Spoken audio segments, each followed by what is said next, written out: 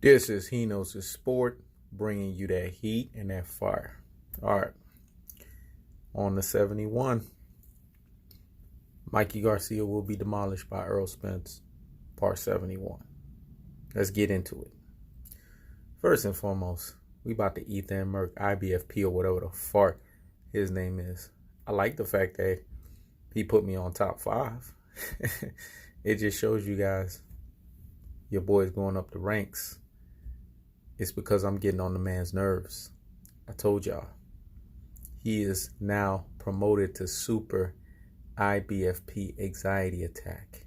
He's been promoted to quadruple buck dancing and quadruple back dancing at the highest levels.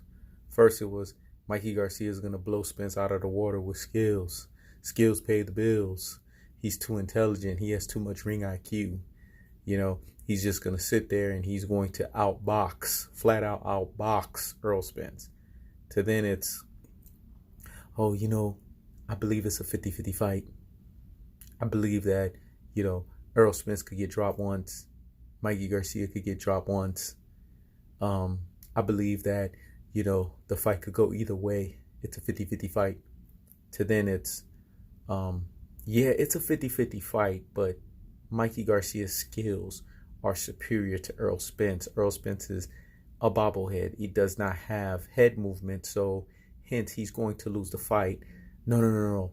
I think it's going to be a robbery. No, Mikey Garcia is going to be robbed because, Al Heyman and PBC. Oh, no. I think it's going to be a close fight. Errol Spence is going to get exposed, and there has to be a rematch. Dude, higgity hush, man. Which one is it? This is what I'm talking about.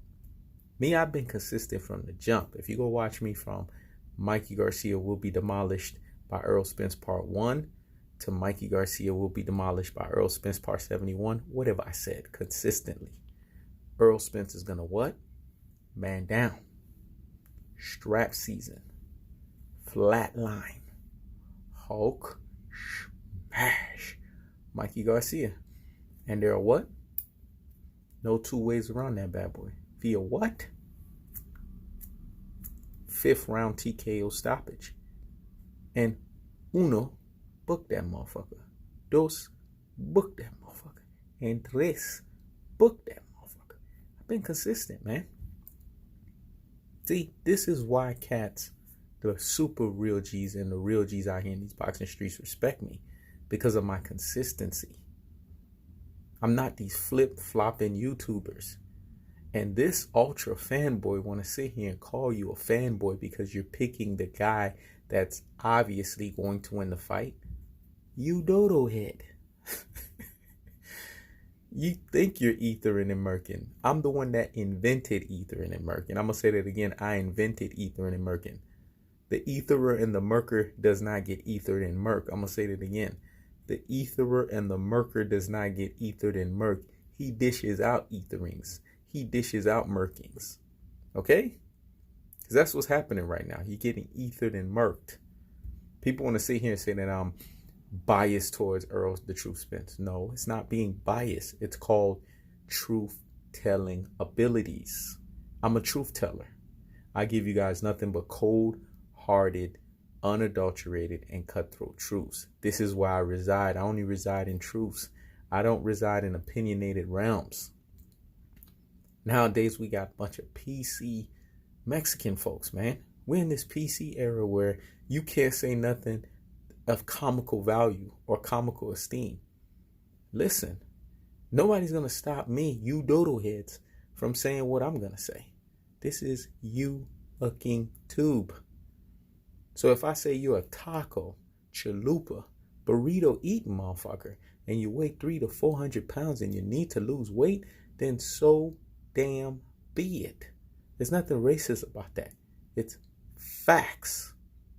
So, higgity fucking hush. These folks get mad because I keep the foot on the what? On the necks.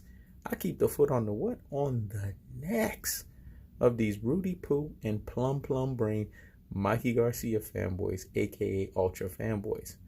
Cats get hot. I can't help it. But what did I tell y'all? Like Sun Tzu says, when your enemy is frustrated, continue to irritate him. Whoosh, what I just said was deep. Whoosh, whoosh, whoosh. When your enemy is frustrated, continue to irritate him. Remember, when you're applying that unlimited pressure and you're keeping the foot on the necks, cats are going to squeal. They're going to skirmish like the little farts, the beta boys that they are. Like these femboys that they are. Cats want to sit here and say that my comical value is race baiting. Think whatever you want to think. If you're a brain full of mush and brainwash and a dodo head at the highest levels, I can't help you from the allergicness of your truth, of the lack of your truths. Because you are el delusional and el hipocrito like the Garcia family. I'm spitting facts here. Robert Garcia did not want this fight. Big G initially did not want this fight, to all of a sudden, oh, we see something in Spence. Then you got Mikey Garcia turning around saying, oh, what I eventually saw was I do everything that he does, because he does everything great. He does everything so fucking great. I mean, he was kissing Errol Spence's ass. All he had to do was just tell Errol Spence, please take your pants down, turn your ass cheek around so I can kiss it. Because that's what he was doing. He was puckering up to kiss it. Because you know why he was doing that? Because he knows the levying onslaught of the tactical aggression, technical punching placement, body snatching work style was going to punish his ass. And he wanted to get Errol Spence to relinquish some of that punishment. So it's okay for you, IBFP or whatever the fart your name is, the ultra fanboy that you are, to flip-flop all over the place and say all these nonsensical things about Mikey Garcia, who's never fought at 147 pounds. If that's not lies and bias, I don't know what lies and bias are. A guy's never fought at 147 pounds, but yet he's going to be the hardest test. He's going to push Errol Spence in ways that Errol Spence has never been pushed. And then to sit here and say that Errol Spence's chin has never been tested, he's never been pushed. You dodo head, you did not watch the Kell Brook fight? There was a lot of testing there. You dodo head, did you not watch the Emmanuel Lardy fight? That was the worst hit that Errol Spence got in his career. That was the first time Errol Spence's legs actually buckled a little bit. So to sit here and say that Errol Spence has never been tested, you have clearly not been watching the tell of the tape. And I'm glad you said that I'm a preacher and I'm a teacher. See, that's him being a low-key, he knows this sport fanboy, because he's acknowledging the fact that I have the gift to Gabby. I'm a gift of gabber. I have the gift to gab. And he wish he had that. I get it. But I told you, come to the Yoda school so that I can mold your hard-headed ass, Luke Skywalker ass. The guy's a flip-flopper, man.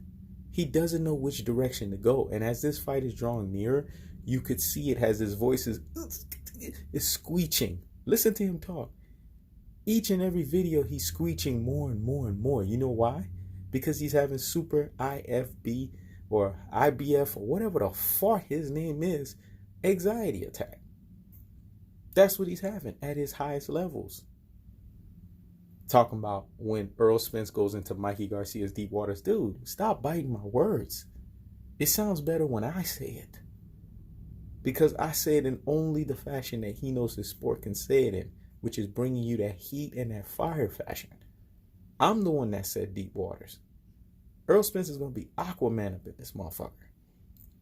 Because once he gets Mikey Garcia's legs, you know how when somebody's in the ocean and then the shark grab your legs and bring your ass down and then they getting ready to fuck your ass up because they smell that of blood? That's Errol Spence. He going to drag that ass down, man.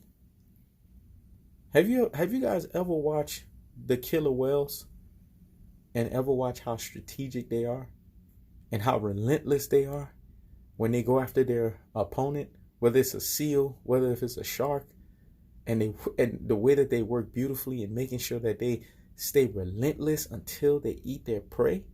That is Errol Spence. He is that kind of animal in the sea. He is that killer whale. He is relentless. The man gives you unlimited pressure. In the first round, it's going to be the fill-out round. They're going to fill each other out. Okay. The second round is where things are going to get testy. That's where we start going into deep waters. Because Mikey Garcia is going to start feeling himself, thinking he did something of significance in the first round. He's going to get reckless. Because I told you, his footwork ain't the best. He puts himself in the line of fire to get hit. And as soon as Errol Spence hits him with that first thudding power punch, what we all are going to hear, if we really make sure we get some Kleenex, we get some Q-tips and clean our freaking ears, we're going to hear. That's what we're going to hear. I'm telling you, we're going to hear the squirmish of a woman. Once that thudding power punch hits, the piñata is popping. The candy is coming out. And then that's when you're going to see the look on the face. Oh, shit. What the fuck did I get myself into? Robert Garcia, Big G, they were warning me about this shit. I'm a fucking dodo head. You're going to see dodo head, brain full of mush, brainwash, all that nonsense coming out of him. And then that's when Errol Spence going to say, okay, motherfucker, you know what time it is? He going to talk shit to him. Get your bitch ass in survival mode.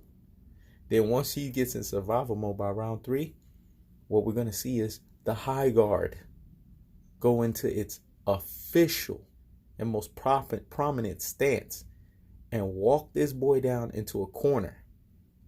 Then by round 3, we're going to start seeing body shots being levied, one after the other.